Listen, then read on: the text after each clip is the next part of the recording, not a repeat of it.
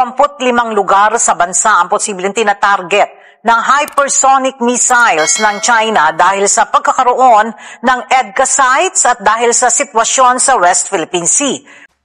Bago tayo magpatuloy, huwag kalimutang mag-subscribe sa aking channel.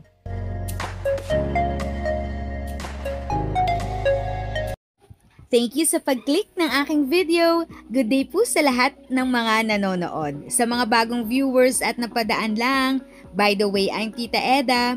Welcome to my channel. Ang channel na maghahatid sa iyo ng dagdag kaalaman tungkol sa government services, bagong mga balita at informative videos na galing sa legit na resources. Mag-subscribe na para updated ka.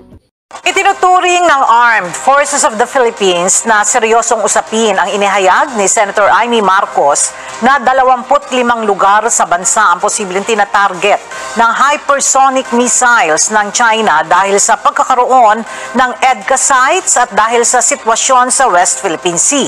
Ayon kay AFP spokesperson Colonel Francel Padilla, handa silang makipag-ugnayan kay Senator Marcos upang makuha ang mga detalye nito at makagawa ng kaukulang aksyon para matiyak ang seguridad ng bansa.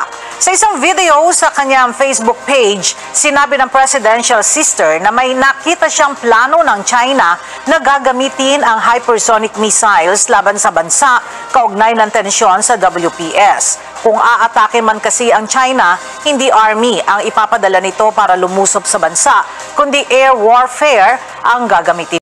If sa tingin mo, natulungan ka ng video ko na ito, nakasave ka sa oras mo, you can click yung thanks button at any amount ay malaking help sa pag-grow ng channel ko. Yun lang po muna ang aking update. Sana ay nakatulong na dagdag kaalaman ang aking share today.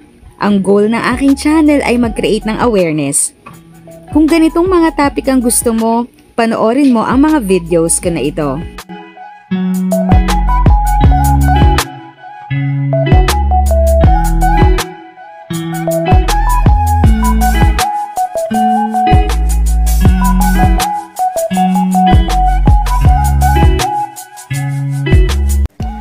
Thanks for watching! Kung may kapamilya, kaibigan o kakilala sa tingin mo ay magiging interesado sa video, please share or tag sila sa comment section. At syempre, if nagustuhan mo ang video, i-like mo na ito at subscribe ka na din.